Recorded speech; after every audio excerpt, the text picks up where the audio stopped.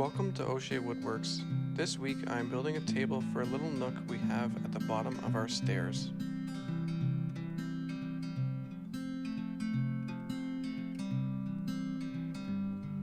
I picked up this piece of walnut from a local supplier. It is about 2.5 inches thick to start and will lose some thickness when I run it through the planer to get it flat.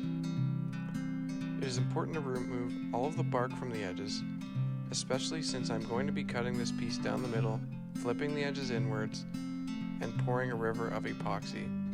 I don't want the epoxy bonding to the bark only for the bark to break off later.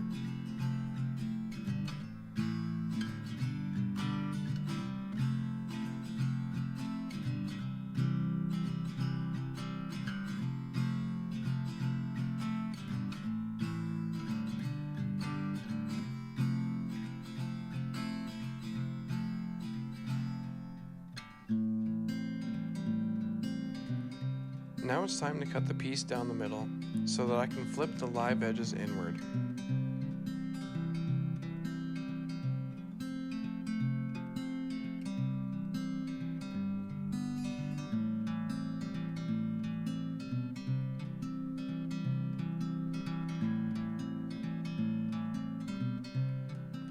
Here you can see I had to flip the piece over to finish cutting all the way through, as my circular saw only goes to about 2¼ inch depth.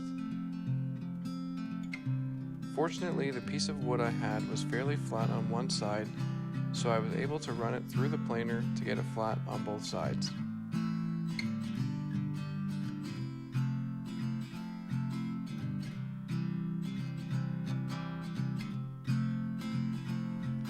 I picked up this epoxy from another local supplier. I will put a link in the description. This particular epoxy is a 2-to-1 epoxy, meaning that you mix 2 parts resin with 1 part hardener, or in this shot you can see I am pouring 1 liter of part A and 500 milliliters of part B. I then mix in some black pigment until I got the shade of black that I wanted. After some good stirring, it's time to pour the epoxy.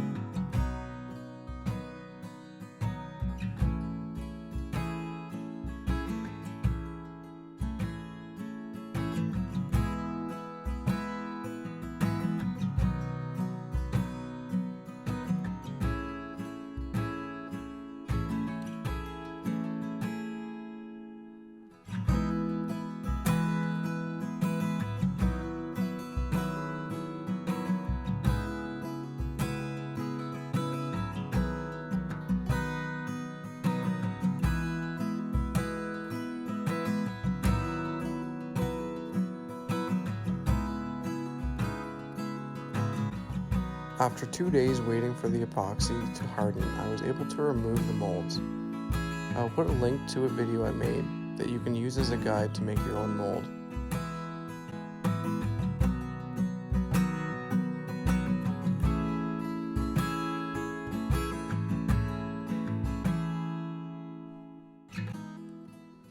I recruited some help to clean up the silicone caulking off the table.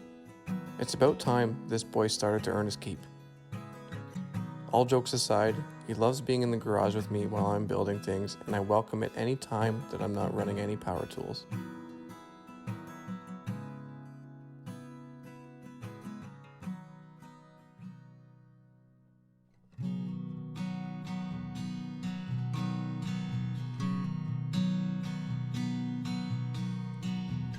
The next step is getting this plane down and flat on both sides. I brought it back to the supplier who I purchased the wood from, and he was able to flatten it for me, which saved me countless hours of sanding. Once the flattening was done, I then used my router to round over the edges.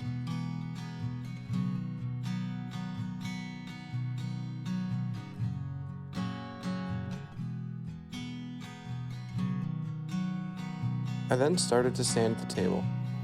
I ended up going to 320 grit. In between grits, I made sure to blow off the dust so that it wouldn't get any swirls or scratches in the epoxy. After that, I moved on to filling in any small pits with CA glue with an activator, and then, you guessed it, I did some more sanding.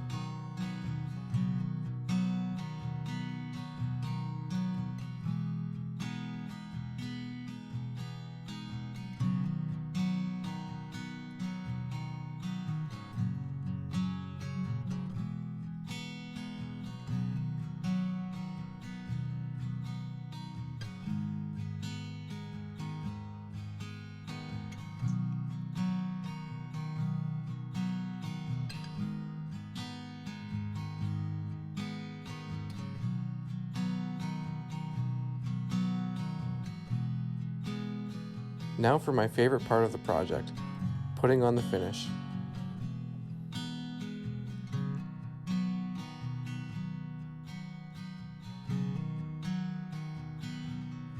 Here it is in its final resting place.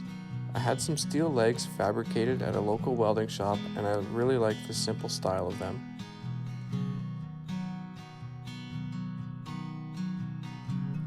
I hope you enjoyed the video, and if you haven't subscribed and you think I earned that subscription, please hit that button and ring that bell.